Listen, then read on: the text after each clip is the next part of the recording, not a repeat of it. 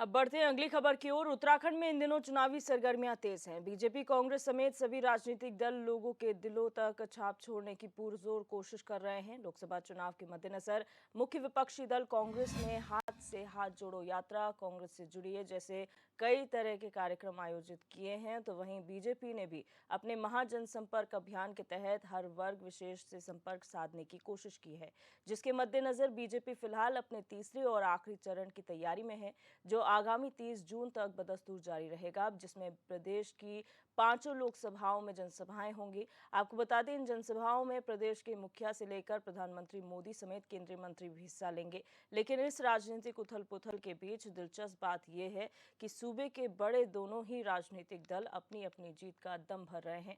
BJP Lok Sabha चुनाव 2024 में जीत की हैट्रिक के दावे कर रही है, जबकि कांग्रेस ने भी अपने जवाब में कहा है कि इस बार के लोकसभा चुनाव में बीजेपी के तमाम दावे हवाई साबित होने जा रहे हैं और प्रदेश की पांचों सीटें कांग्रेस के पाले में जाना एकदम तय है।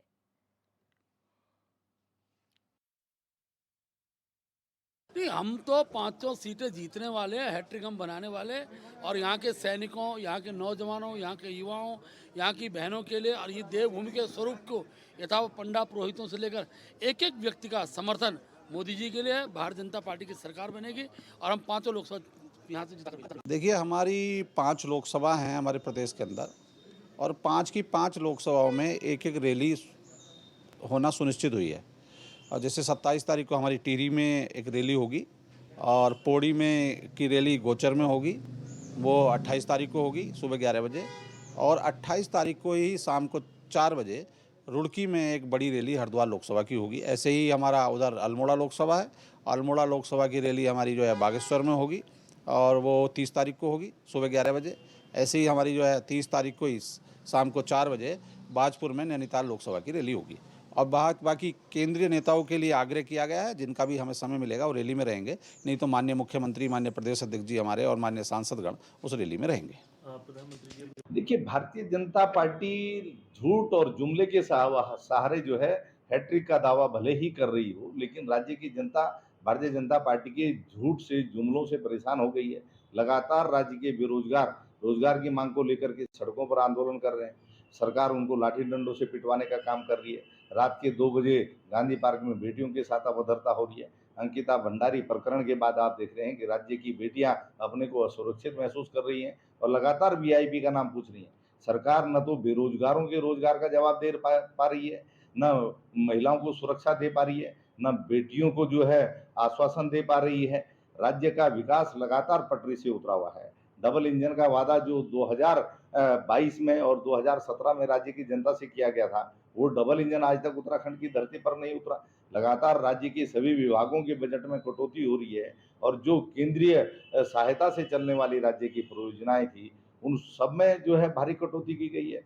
सरकार को कहा गया है कि 9,000 करोड़ से ज़्यादा परियोजनाओं के प्रस्ताव आप सेंटर को नहीं भेज सकते। स्मार्ट सिटी, एकमात्र स्मार्ट सिटी देहरादून प्रदेश का, उसके बजट में 500 करोड़ रुपए की कटौती है।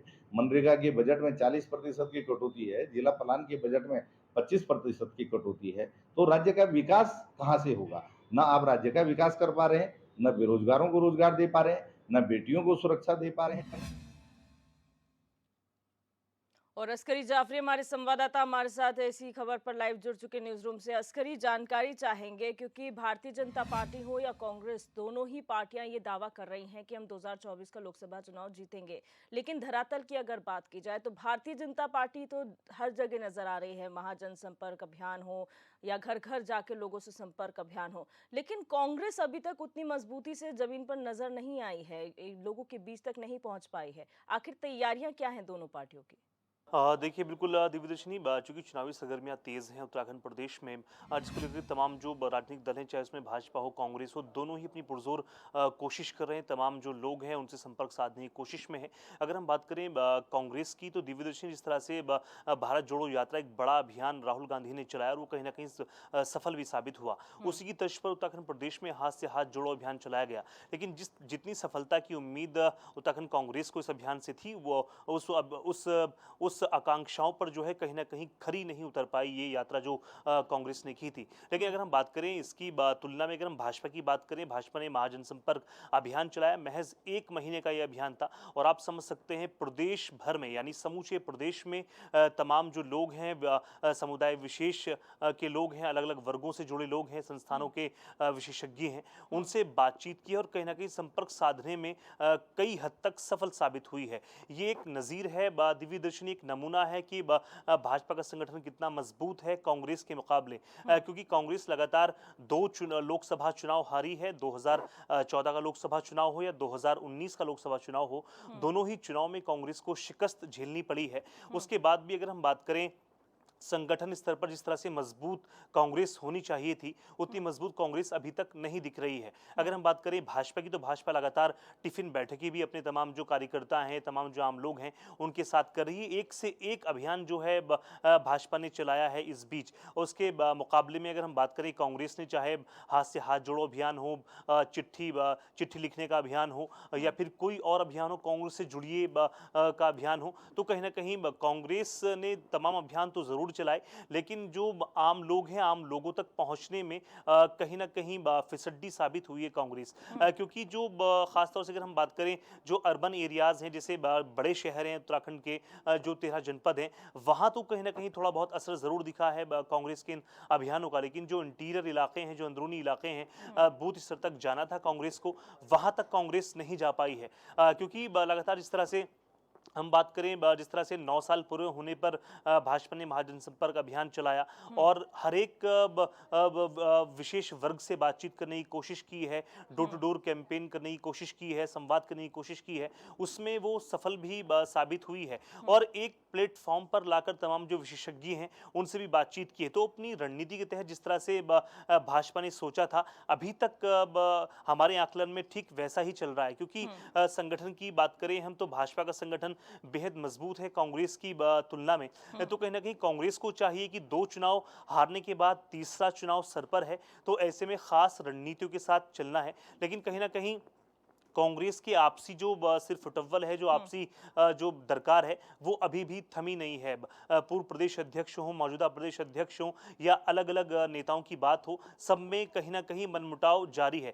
चर्चाएं यहाँ तक हैं, इसको आप अफवाह कह लीजिए या चर्चाएं कह लीजिए, क्योंकि अभी तमाम जो सूत्र हैं वो बता रहे हैं कि जो प्रीतम सिंह दिग्गज नेता माने जाते हैं, कांग्रेस के पूर्व प्रदेश अध्यक्ष रहे हैं, चक्राता से कई बार के विधायक हैं और अभी मौजूदा विधायक भी चक्राता विधानसभा से हैं, उनकी ऐसी तमाम सूचनाएं हैं कि वो भी बीजेपी में जाने की होड़ में कहीं ना कहीं लगे हैं। क्योंकि अभी तक टिकट की जहाँ तक बात आ रही है, वो अपने बेटे की टिकट फाइनल का वेट कर रहे हैं। तो कहीं ना कहीं तमाम जो चर्चाएं हैं, तमाम जो सूचनाएं हैं वो आ रही, तो कहीं ना कहीं कांग्रेस के लिए अच्छे संकेत नहीं है। आप समझ सकते हैं, एक दिग्गज नेता, एक बड़ा नेता जिसकी एक पार्टी में पैठ है, उसका एक जनाधार है, उसके बारे में इस तरह की चर्चाएं होना कहीं ना कहीं कांग्रेस के दुर्भाग्य के रूप में इसको देखा जा रहा है। क्योंकि लगातार इस तरह से कई जीतों के पीछे प्रीतम सिंह का हाथ है और तमाम जो नेता हैं, शीर्ष नेता हैं, उनके बीच आपसी जो वैचारिक मतभेद है वो कहीं ना कहीं सामने उभर कर आता है, स्क्रीन पर उभर कर आता है,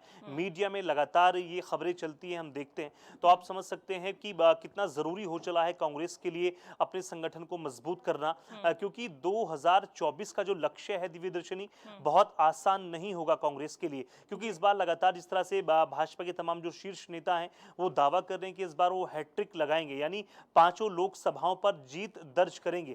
लेकिन अगर हम बात करें भाजपा की, जिस तरह से दावे किए जा रहे हैं, तो कहीं ना कहीं कुछ सीटें उसमें ऐसी हैं जहां पर भाजपा को ये पूरा जो एक तरह से चुनावी रण है, इसमें कहीं ना कहीं उनको भी शिकस्त झेलनी पड़ सकती है। इसमें हरिद्वार लोकसभा सीट एक ऐसी है, नैनीताल उधम सिंह नगर सीट एक ऐसी है जहां पर हो सकता है आने वाले वक्त में कांग्रेस मजबूत नजर आए। क्योंकि इन दोनों सीटों पर जो ग्रामीण परिवेश से लोग आते हैं वो कहीं ना कहीं कांग्रेस को बहुत ज्यादा सपोर्ट करते हैं, चाहे हरिद्वार लोकसभा सीट की बात करें या नैनीताल उधम सिंह नगर की बात करें। तो कहीं ना कहीं दोनों पार्टियों के बीच जो है मुकाबला तेज है, लेकिन कांग्रेस को बहुत ज्यादा मेहनत करने की जरूरत है, क्योंकि सत्ता में इस वक्त भाजपा है, तो उसके लिए कई चीजें आसान हो जाती है। तो अब अपने सामने बहुत बड़ा कंपटीशन के रूप में भाजपा को लेना पड़ेगा कांग्रेस को, और जो अपने संगठन की नीतियां हैं उनमें भी कहीं ना कहीं बदलाव करना पड़ेगा। तमाम जो उनके ब्लॉक स्तर के कार्यकर्ता हैं, बूथ स्तर के लेकिन कार्यकर्ता हैं। अस्करी, आपने जिस तरीके से कहा प्रीतम सिंह की बात अगर आपने की है अस्करी,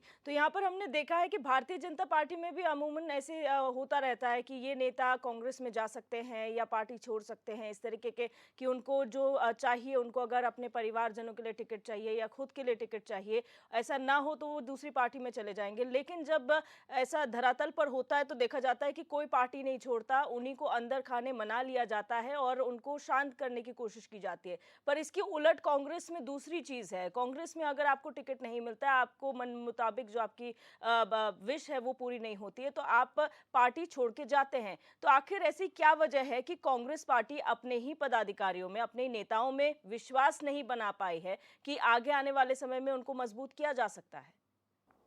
देखिए, बिल्कुल दिव्यदर्शिनी, अगर हम बात करें राजनीति से पलायन की जो रीत है वो कांग्रेस से शुरू हुई है। जिस तरह से आपने देखा कि बीते कुछ वर्षों पहले तमाम जो कांग्रेस के विधायक हैं उन्होंने भाजपा का रुख किया, तो कहीं ना कहीं अगर हम इस रीति के पीछे बड़ा कारण मानते हैं तो वो कांग्रेस है, क्योंकि लगातार कांग्रेस की जिस तरह की नीतियां हैं वो अपने नेताओं को मनाने में कहीं ना कहीं असफल साबित होती है। अगर हम बात भाजपा की करें तो भाजपा से अगर किसी भी नेता की इस तरह की गुबाहट होती है तो संगठन स्तर पर उस पर बहुत सख्त एक्शन लिया जाता है और बैठकर बाकायदा बातचीत होती है। लेकिन एक खास बात और भी आपने आजमाइश की होगी दिव्यदर्शिनी, कोई भी अगर नाराज रहता है भाजपा का नेता तो मीडिया डोमेन में कोई भी किसी भी तरह का इंटरव्यू नहीं आता, किसी भी तरह की बातचीत नहीं होती, संगठन स्तर पर तमाम जो मसले हैं वो सुलटा लिए जाते हैं। लेकिन अगर हम बात करें कांग्रेस की, जरा सी भी लड़ाई होती है, थोड़ा सा भी मतभेद होता है तो फौरन सबसे पहले या तो प्रेस कॉन्फ्रेंस के माध्यम से मीडिया डोमेन में आता है या फिर कई सूत्रों के माध्यम से मीडिया में चर्चाओं का विषय बनता है। यही एक बड़ा कारण है कि कांग्रेस कहीं ना कहीं छिटक रही है अपने जो तमाम उसके रणनीति है, तमाम जो संगठन स्तर पर उनको मजबूत होना चाहिए उस तरह से मजबूत कांग्रेस नहीं है। बेहद मजबूत होने की जो है जरूरत है इस वक्त, क्योंकि आने वाले वक्त में निकाय चुनाव भी नजदीक है, लोकसभा चुनाव भी नजदीक है। ऐसे में पांचों लोकसभाओं पर अगर कांग्रेस को जीत का परचम लहराना है तो जाहिर है अपने तमाम जो कार्यकर्ता हैं, बुद्ध स्तर के कार्यकर्ता हैं, उनके साथ कदम से कदम मिलाकर चलना होगा और तमाम खास रणनीतियों को जो है परिचित कराना होगा प्रदेशवासियों को। उनको लगे कि हाँ, कांग्रेस उनके हित में काम कर रही है, आने वाले वक्त में कांग्रेस प्रदेश का भला कर सकती है। हालांकि लगातार इस तरह से बयानबाजी चल रही है, लगातार कटाक्षबाजी चल रही है, तमाम जो कांग्रेस के नेता हैं वो भाजपा पर कटाक्ष करें, चाहे रोजगार हो, महंगाई हो, बलात्कार जैसे मुद्दे हो, वीआईपी का नाम की खुलासे की बात हो, तमाम बातों को लेकर कांग्रेस जो है हमलावर जरूर साबित हो रही है। लेकिन महज ये काफी नहीं है, क्योंकि लोकसभा चुनाव में जीत के पीछे एक सबसे बड़ी वजह होती है कि आपकी रणनीति क्या है, आपके मुद्दे क्या हैं, आपका विजन क्या है। जब तक कांग्रेस अपने विजन को क्लियर नहीं कर पाएगी प्रदेशवासियों को, तब तक जीत का परचम लहराना बहुत मुश्किल है। बिल्कुल अस्करी, बहुत शुक्रिया हमारे साथ जुड़ने के लिए और तमाम जानकारी साझा करने के लिए।